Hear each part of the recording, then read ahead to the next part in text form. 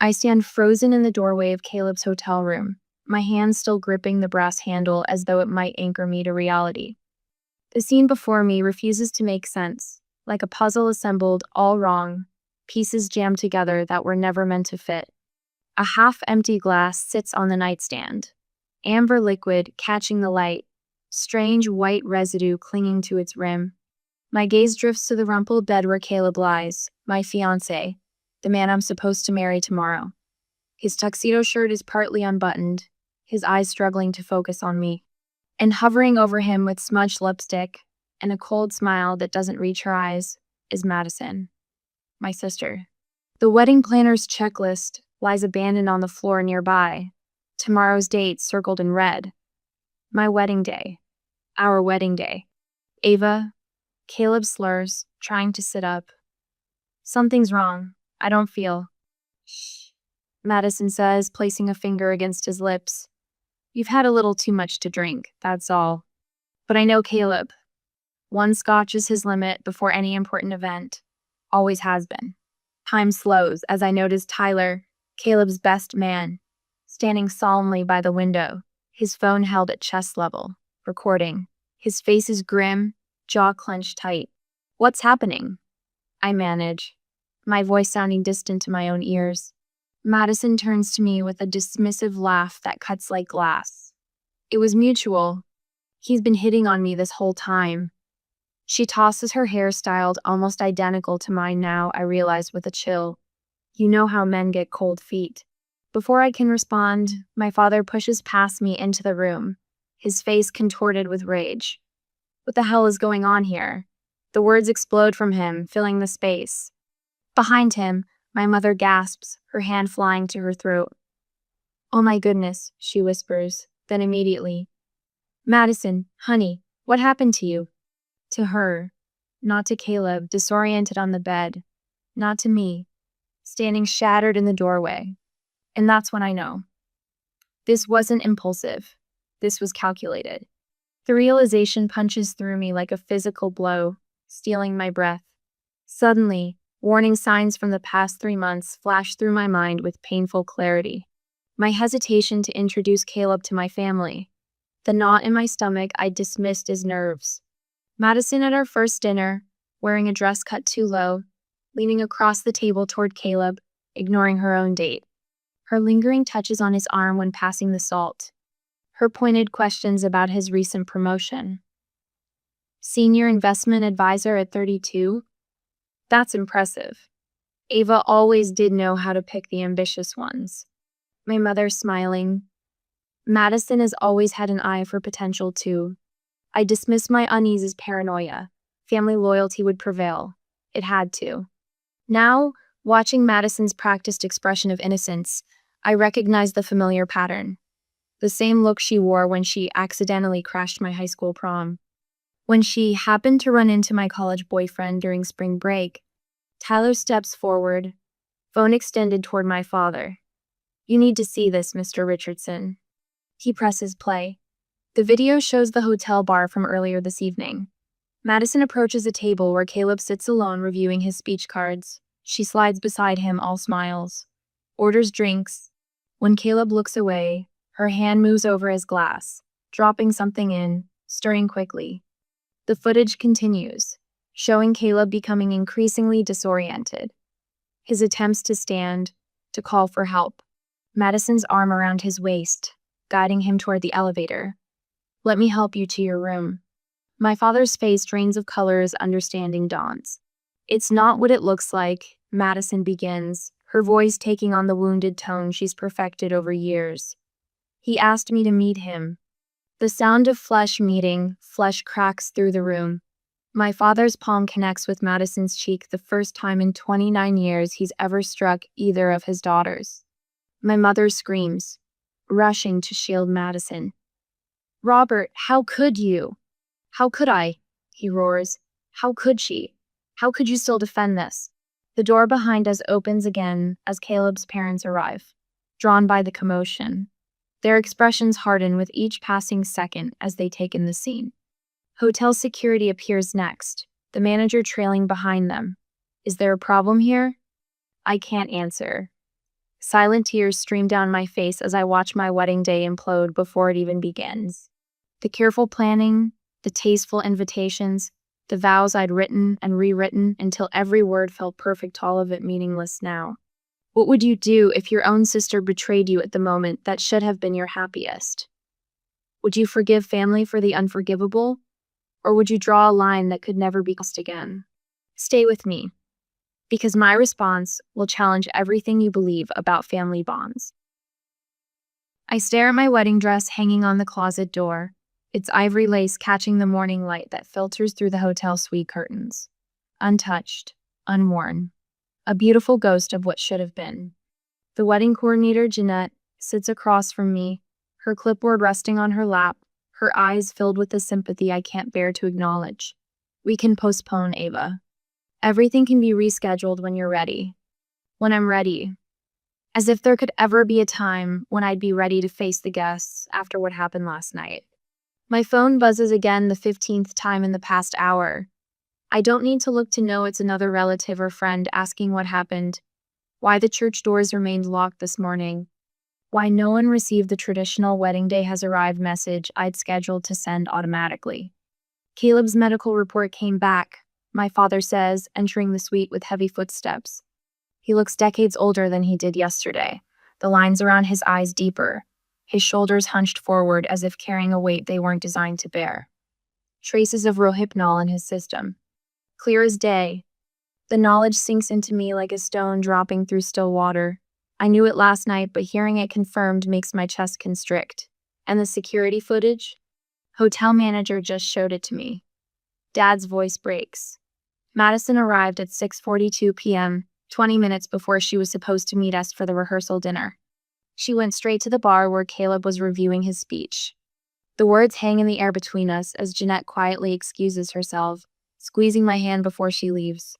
I don't squeeze back. I can't feel anything but a cold rage crystallizing in my core. I need to see something, I say, reaching for my laptop. Dad watches as I open Caleb's cloud storage heist password saved in my browser from the time he asked me to help organize our honeymoon photos. Years of text messages back up automatically.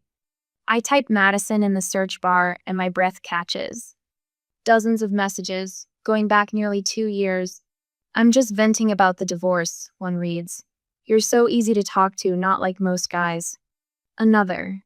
Bumped into you at the coffee shop this morning. What a coincidence. We should grab lunch sometime when Ava's busy with work. And more recently, you're too good for her, you know. She doesn't appreciate what she has. I click on location data attached to some of the texts. Coffee shops near Caleb's office. The gym he frequents on Tuesdays. The bookstore where he buys his professional journals. None of these were coincidences. Look at this, I whisper, turning the screen toward Dad. She's been tracking him, following him, creating accidental meetings for months. My hands tremble as I open my phone gallery and begin scrolling backward through photos of Madison and me. There 3 months ago, her hair still its natural blonde. Then 2 months ago, the same chestnut brown as mine. Her clothing style shifting subtly. The same shade of lipstick. Even her laugh changing to mirror my own. Dad, I whisper, can you get Mom's family photo albums? He returns 20 minutes later, his expression grim. We spread the albums across the bed holidays, birthdays, vacations. I see it now, the pattern I was too close to notice. Mom's arm always around Madison. Madison always in the center. My achievements noted with a cursory, that's nice, dear, while Madison's smallest accomplishments warranted celebration dinners. Dad's phone rings. He answers, listens, then his face drains of color. I'll be right there, he says, disconnecting. What now? I ask, though part of me doesn't want to know. I need to check something in your old bedroom at the house. His voice is tight. The hotel staff found items in Madison's room, things that seemed personal. They wanted to know if they were stolen. While he's gone, my phone buzzes incessantly. A text from Tyler. Madison's refusing to leave the hotel, demanding a family meeting to explain her side. Almost simultaneously, a message appears from Aunt Caroline. Your mother called. Says this is all just a terrible misunderstanding. What's going on, sweetie? Then from cousin Rebecca, I always knew Madison had issues, but drugging Caleb? That can't be true. And from Uncle Stephen, family sticks together, Ava. Whatever this is, we can work through it. The realization hits me like a physical blow. They're already rewriting the narrative. By tonight, it will be a misunderstanding. By tomorrow, perhaps I'll be the villain for not forgiving family. A knock at the door reveals Caleb's parents, their faces set with determination. We've spoken with Caleb, his father says. The wedding will still happen, Ava. When you're ready, not when they expect. Behind them stands Tyler, his phone in hand. The groomsmen are handling guest communications. Standard message. Private family emergency. Details forthcoming. Gifts can be collected at the reception venue. Some of your guests are already taking sides, Tyler adds quietly. Your college roommate Lisa is defending you fiercely in the group chat. Your mother's bridge club friends are less supportive. Your father has secured a private room, Mrs. Jenkins adds, her hand firm on my shoulder. For immediate family only, away from prying eyes and wagging tongues. Dad returns, his face ashen, a small box in his hands. Found these in Madison's overnight bag at the house. He opens it to reveal my childhood diary, the pearl earrings Grandma gave me for my 16th birthday, and photos of Caleb I'd kept in my old desk. She was using your memories to cack to him. A text message lights up my phone from Caleb this time. A photo of a handwritten note. Nothing changes. I love you. We face this together. The hotel manager appears at the door. Miss Richardson, I've arranged for a delayed ceremony at no additional cost whenever you feel ready. This situation is unprecedented in my 20 years here. Strength floods back into my limbs. I stand, smoothing my wrinkled clothes from yesterday. Tell me where the family room is. 20 minutes later, I walk through the door of a small conference room. Madison sits at the table, eyes red-rimmed but calculating. Mom stands behind her, hand protectively on her shoulder. Aunts, uncles, and grandparents fill the remaining seats, their expressions ranging from concern to confusion. Oh, Ava, Madison begins, her voice catching with practiced vulnerability. I'm so sorry about this misunderstanding. Madison was going through something. Mom interrupts. She's been struggling since her divorce and with the wedding stress. I say nothing. Instead, I connect my tablet to the television mounted on the wall. The room falls silent as security footage begins to play. Madison at the bar, her hand over Caleb's drink. The white powder dissolving as she stirs with a swizzle stick. Caleb's growing disorientation, his attempts to call for help. Madison leading him to the elevator. The footage ends. No one speaks. Uncle Stephen stares at his hands. Aunt Caroline covers her mouth. Grandma Edith's eyes narrow in a way I've never seen before. Mom attempts to speak, but Grandma Edith raises her hand. No, Linda, not this time. I look directly at my mother, then at each family member in turn. This is what happened. Not a misunderstanding. Not a mistake. Not a cry for help. This is what she chose to do to Meadow Houston the night before my wedding. Madison's performance crumbles under the weight of irrefutable evidence. The tears dry instantly as her eyes harden with a resentment I recognize from childhood, but have never seen so naked, so unveiled. My voice doesn't waver. Not anymore. Because sometimes what you thought was paranoia turns out to be your intuition, desperately trying to protect you from those who should have loved you most. My phone buzzes again, the 5th time in 20 minutes. I don't need to check the screen to know it's another relative with an opinion I never asked for. Outside my hotel window, dawn breaks over the town where Madison and I both grew up, a place where news travels faster than light. The venue manager had called yesterday afternoon. Miss Richardson, I hate to ask, but we need to confirm, are we proceeding with cancellation details? Her voice had been carefully neutral, already assuming the worst. The local gossip mill had clearly been working overtime. I pick up the device, thumb hovering over the power button. Madison's latest Instagram post glows accusingly on the screen. A childhood photo of us in matching dresses, her arm thrown over my smaller shoulders. Sometimes we hurt the ones we love without meaning to. praying for understanding and forgiveness during this difficult family time. The calculated performance makes my stomach turn. 78 sympathetic comments below, most from people who haven't bothered to ask what actually happened. I silence the phone and slide it into the nightstand drawer, shutting away the noise. The wedding dress hangs by the window, catching morning light. 20,000 hand-sewn beads. 6 months of alterations. One sister who tried to ensure I'd never wear it. A gentle knock interrupts my thoughts. Ava? It's not the voice I expect. It's Chaplain Thomas. Do you have a moment? I hesitate, half expecting to find my mother standing there uninvited, another album of Madison's childhood photos clutched in her hands. She'd appeared at my door at dawn, flipping through faded images. Look how sweet she was, she'd insisted, as though baby pictures could erase drugging my fiancé. The hotel chaplain waits in the sitting area of my suite, his weathered hands folded patiently in his lap. He doesn't rush to fill the silence as I settle across from him. The hotel manager mentioned what happened, he says finally. I thought you might appreciate someone to talk to who isn't involved. Are you here to tell me about forgiveness? My voice sounds sharper than intended. He smiles slightly. I'm here to talk about commitment, the kind that matters when everything else falls apart. Something in his tone reaches through my anger. For the next hour, we discuss what marriage vows actually mean, not the flowery promises about sunshine and roses, but the harder pledges about standing together when the world turns hostile. Your wedding day is just one day, he says before leaving. Your marriage is every day that follows. The wedding coordinator's voicemail plays through the room speaker. We completely understand if you want to postpone. Just confirm by noon and we'll handle the notifications. Postpone. The word hangs in the air like surrender, like letting Madison decide even this. I reach for a notepad and begin to write. Not the vows I'd rehearsed for months, but new ones that acknowledge what we've already weathered.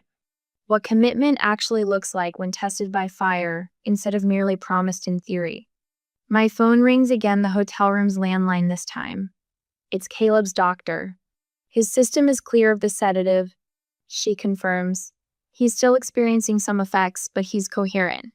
If he feels able, there's no medical reason he can't participate in the ceremony. I thank her and hang up, my decision crystallizing. Postponing means letting Madison control the narrative for weeks or months. It means giving power to someone who has already stolen too much. There will be a wedding today, just not the one I planned. Family forgives, Ava. My mother's voice carries that familiar note of emotional blackmail as she barges into the bridal preparation room, Madison trailing behind her like a shadow. Your sister has made a terrible mistake, but a mistake implies something unintentional. I interrupt, meeting my sister's gaze in the mirror. I've watched the video 17 times now. There was nothing temporary or unintended about what you did.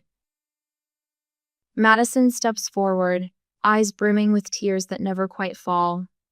I wasn't thinking clearly. I've been so lost lately, and seeing you so happy when my own marriage failed. Stop. The word isn't loud, but it silences the room.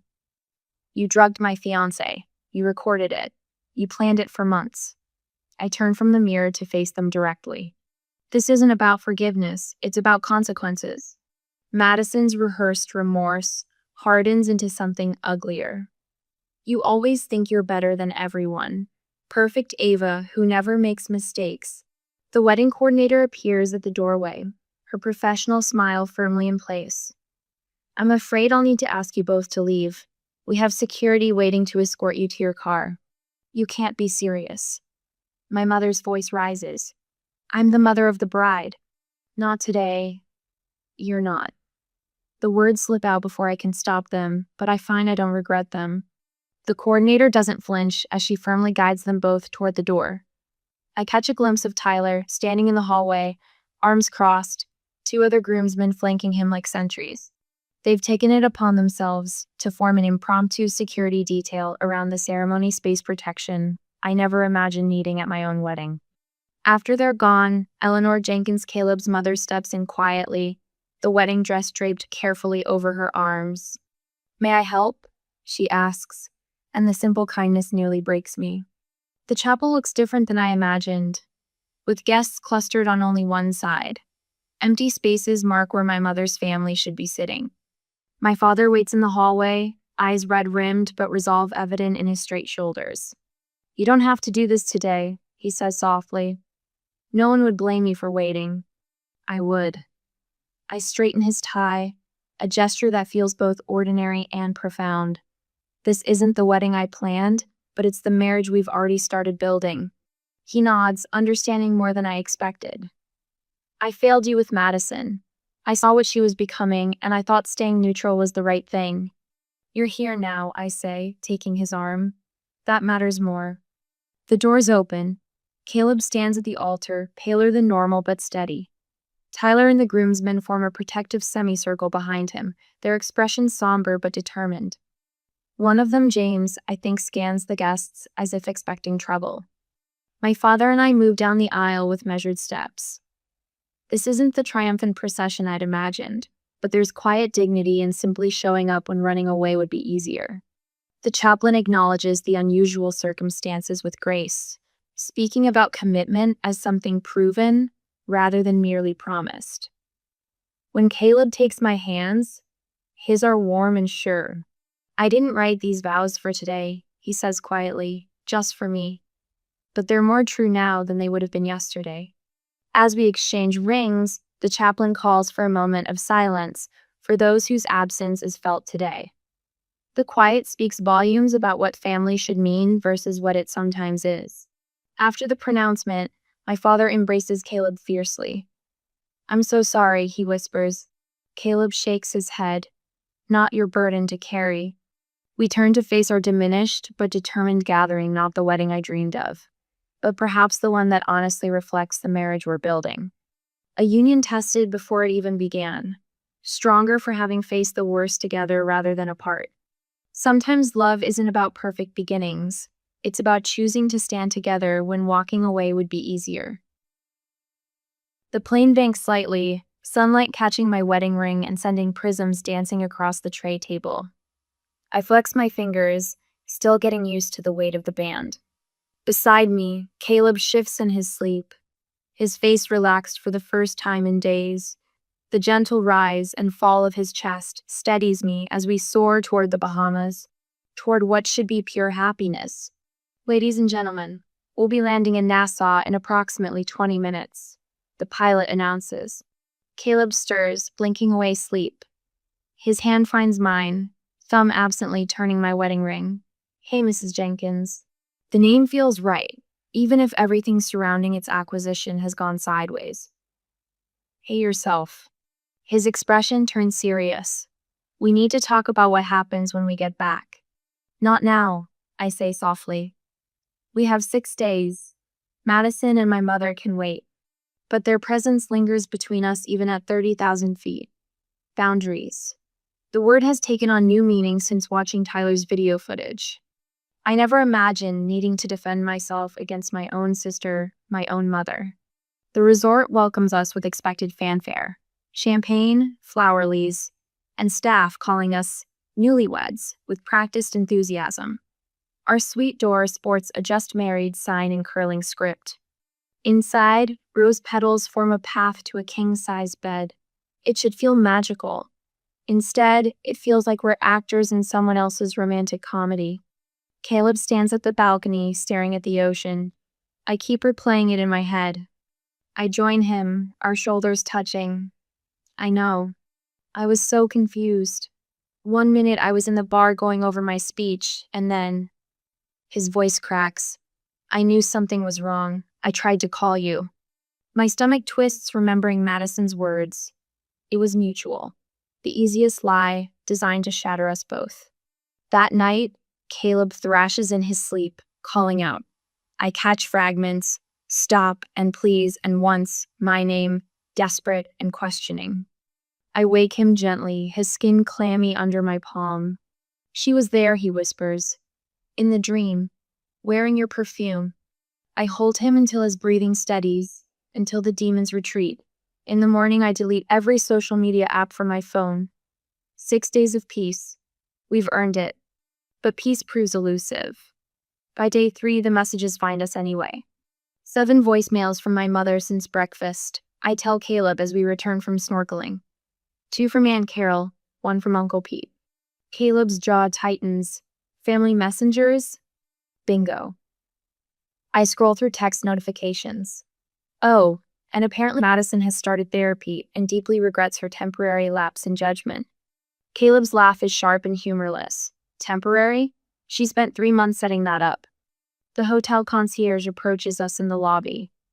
Mrs. Jenkins, a package arrived for you.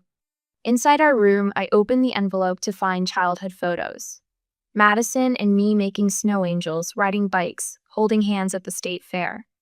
A handwritten note reads, "Remember who she really is. Family forgives. Love, Mom." I let the photos fall to the floor. She still doesn't get it. But worse news arrives that afternoon. Madison has called Caleb's firm, claiming to need to speak with him about a family emergency. That's it, Caleb says, voice dangerously quiet. This ends now. We spend the evening crafting a response not just to Madison, but to the situation. I write an email to my extended family, clear and unapologetic. My words are measured but firm. This was not a misunderstanding. This was not a mistake. This was a deliberate attempt to drug my husband and destroy my marriage. We will be taking time away from family gatherings for 1 year while we heal. Caleb blocks Madison's number, email, and social accounts while I watch. The definitiveness of each click brings a strange mixture of pain and relief. I need to see my father when we get back, I say. Alone, without Mom or Madison. Caleb nods. Whatever you need. On our last day, the hotel delivers a gift basket. Inside is a card from my father, containing 2 new SIM cards with a note. New numbers, new start, love, Dad. News filters through, despite our defenses. Madison has been asked to leave my parents' home. Dad has started seeing a therapist to understand his role in enabling her behavior over the years. Extended family members who initially believed Madison's version have begun to apologize after seeing the video evidence. Our wedding photos arrive in my inbox on our final day. Beautiful despite everything. Tyler captured moments of genuine joy amid the wreckage. Dad's proud smile as he walked me down the aisle.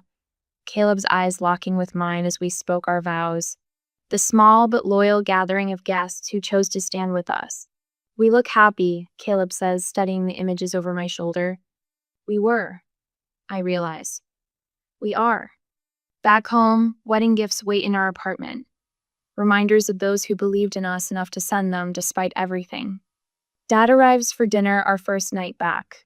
Alone, but carrying a folder of financial documents. Madison's trust fund is frozen, he says without preamble. The money your grandmother left was meant for education and a down payment on a home. Not. He trails off, unable to name what Madison tried to do. And Mom? I ask, though I already know. Dad's face crumples momentarily before he regains control. She's moved in with Madison, says I've abandoned our daughter when she needs us most. He looks down at his hands. I told her Madison isn't the only daughter we have. The admission cost him. I can see it in the new lines around his eyes, the slight tremor in his fingers as he passes me the folder. I've revised my will and financial arrangements. You should know what's in there. Later, as Caleb and I clear the dishes, I wonder aloud, is it even possible to have any relationship with them after this, with either of them? Caleb places a plate in the dishwasher with deliberate care. That's not a decision you need to make today. But we both know some lines, once crossed, change the landscape forever. The question isn't whether I'll forgive Madison, it's whether I can ever trust a family system that produced and protected her behavior for decades. Where forgiveness ends and self-protection begins isn't a line drawn in sand. It's carved in stone, with the chisel still warm in my hand. The cream-colored envelope sits on our kitchen counter like a landmine waiting to detonate. I've been staring at it for 20 minutes, the elegant script of my mother's handwriting both familiar and threatening. 3 months since our wedding day, and here it is, the inevitable attempt to rewrite history. You don't have to open it, Caleb says, placing a mug of coffee beside me. His voice is steady, but the slight furrow between his brows betrays his concern. I slide my finger under the flap and pull out an embossed invitation. Family Healing Retreat, it announces in ornate lettering. Below that, my mother has handwritten, to reunite our broken circle. I pull out a second paper, Madison's letter, her handwriting eerily similar to mine. 3 months of intensive therapy. I read aloud, my voice flat. She claims she's had a breakthrough about her competitive issues with me. I look up at Caleb. She says she's ready to make amends. Caleb takes the invitation, his jaw tightening as he reads the presumptuous line at the bottom. Ava and Caleb will share their journey to forgiveness. They've already told people we're coming, I realize, the familiar weight of manipulation settling on my shoulders. Dad called yesterday. Apparently, Mom's been telling the extended family it was all a misunderstanding fueled by wedding stress. A misunderstanding, Caleb repeats, the words sharp with disbelief. He sets the paper down carefully, as though it might contaminate him. Your sister drugged me, Ava. I reach for his hand. I know. The restaurant Dad suggested is neutral territory, a new place neither of us has visited before. He's already there when we arrive, looking older than he did 3 months ago, the lines around his eyes deeper. Thank you both for coming, he says, standing to embrace me. He extends his hand to Caleb, who takes it firmly. I've drawn up some conditions. I say once we're seated, sliding a folder across the table. If Mom and Madison want any relationship with us moving forward, these boundaries are non-negotiable. Dad opens the folder, adjusting his reading glasses. Our family therapist helped us draft the document clear, concise, and unflinching in its requirements. Full public acknowledgement of what happened, Dad reads. No private apologies followed by public revision of facts. He nods slowly. It's fair, but Linda. He removes his glasses, pin the bridge of his nose. She still believes Madison just made a mistake. She refuses to see what's right in front of her. That's her choice, Caleb says quietly. But we're not hiding what happened, not even to keep the peace. Dad looks between us, shoulders squared with resolve. I'll stand with you, whatever happens. The family gathering fills my aunt's backyard. Folding chairs arranged in a circle, platters of food on tables draped with white cloths. A family reunion disguised as an intervention. Conversations halt as we enter through the side gate, Dad leading the way. I spot Madison immediately, hairstyled more conservatively than I've seen in years, her expression a practiced mask of contrition. She's lost weight, the angles of her face sharper. Behind her stands my mother, scanning the yard until she spots us. Ava, Caleb! Mom rushes forward, arms outstretched for a public display of reconciliation. I step back. Her arms drop awkwardly. Let's all sit down, calls Uncle Frank, the family patriarch at 78. We're here to heal old wounds. 30 pairs of eyes watch as we take our seats in the circle. Mom has positioned herself between Madison and an empty chair, clearly meant for me. I choose a seat across the circle instead, Caleb and Dad flanking me like sentinels. Before we begin, Uncle Frank continues, I think we should. I'd like to speak first. I interrupt, my voice carrying across the yard with unexpected strength. A ripple of surprise moves through the gathering. In this family, the youngest rarely sets the agenda. I unfold the paper in my hands, though I've memorized every word. 3 months ago, my sister deliberately drugged my fiancé the night before our wedding. She recorded her attempt to stage a compromising situation. These aren't allegations or misunderstandings, they're documented facts. The silence that follows is absolute. Several relatives shift uncomfortably, looking between Madison and me. Trust, once broken, doesn't mend with wishful thinking. I continue. It requires genuine remorse, complete honesty, and changed behavior. We've established boundaries that must be respected before any relationship can be rebuilt. I outline our conditions clearly: no contact without prior arrangement, no gifts, no surprise visits, no social media commentary. And most importantly, no alternate versions of the truth. Madison, I say, looking directly at my sister for the first time, are you willing to acknowledge, here and now, exactly what you did and why?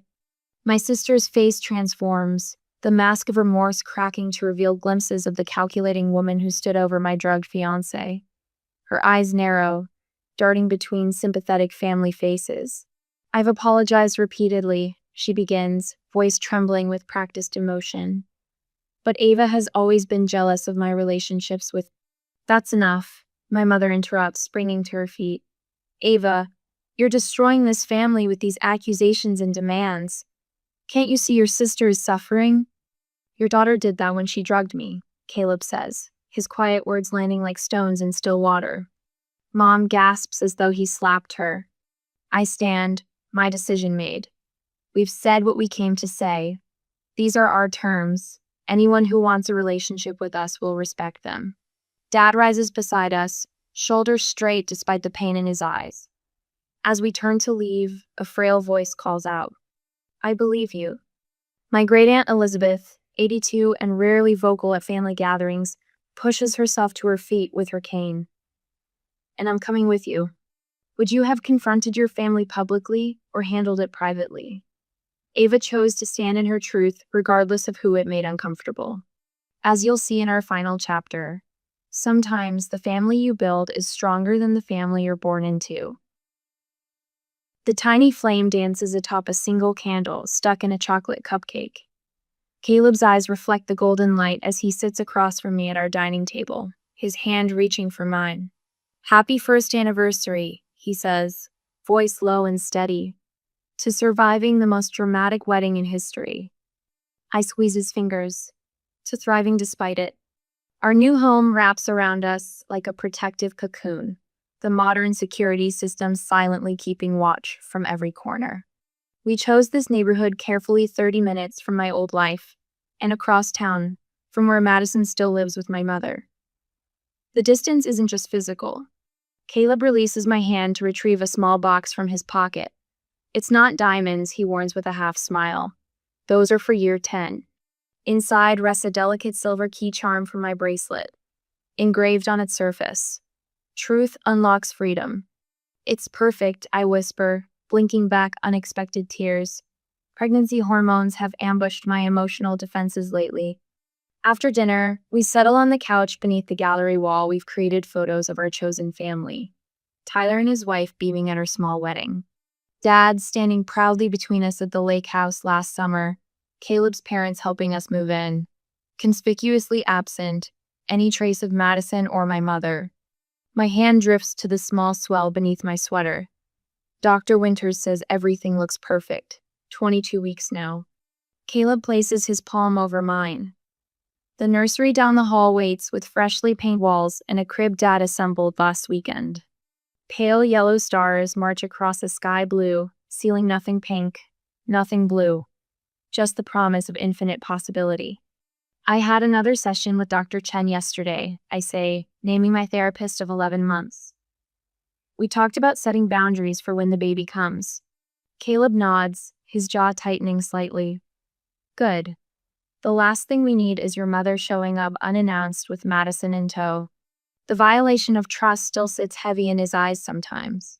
His own counselor says the anger may never completely disappear. What Madison did wasn't just a betrayal of me, but an assault on his autonomy. Our joint sessions with Dr. Reeves have given us tools to navigate these waters together. Dad called this morning, I say, changing the subject. He's coming for dinner Sunday. My father visits regularly now, always alone. The divorce papers were finalized 6 months ago after Mom refused to stop enabling Madison's attempts to rewrite history. He seems lighter somehow, as though shedding a lifetime of looking the other way has unburdened him. My phone buzzes with a message. I hesitate before checking a habit born from months of Madison's manipulative texts followed by Mom's guilt-laden voicemails. But it's from cousin Emma, 22 and fighting her own battle with family betrayal. Can we talk tomorrow? My sister and Mom are ganging up again. How you stayed so strong. Caleb reads over my shoulder, his hand settling protectively on my shoulder. Another recruit for your support group? I nod. The online community I started for others experiencing family betrayal has grown to over 300 members. We meet virtually twice monthly, sharing stories and strategies for holding boundaries without holding grudges.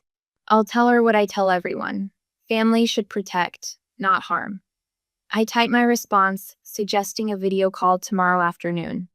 Dad says he's proud of Mena just for standing firm against Madison's continued attempts to twist reality, but for channeling my pain into purpose. The video evidence sits buried in a digital folder, no longer needed for validation. The truth has written itself into the fabric of our lives without requiring constant replaying. I catch Caleb watching me, his eyes soft. "What?" I ask. "Just thinking how different you look when you talk about this stuff now. There's no pain in your eyes anymore." He's right. Somewhere between therapy and boundaries and building this new life, the story has transformed from an open wound to a healed scar visible, but no longer bleeding. On our refrigerator, ultrasound photos chart our child's development beside a calendar marking new traditions we're creating. Mother's Day spent with Caleb's family. Thanksgiving at our house with Dad and friends. Christmas morning, just the two soon-to-be three of us before visiting others. As Caleb clears the dessert plates, I study our wedding photo on the mantle. The small gathering looks nothing like the elaborate ceremony we'd originally planned, but the joy in our eyes is genuine, perhaps more so for having been tested by fire. Sometimes losing what you thought was family means finding what family should have been all along. What family traditions or dynamics have you chosen to break to create a healthier future? When did you realize that sometimes love means setting boundaries, not removing them? Share your journey in the comments below.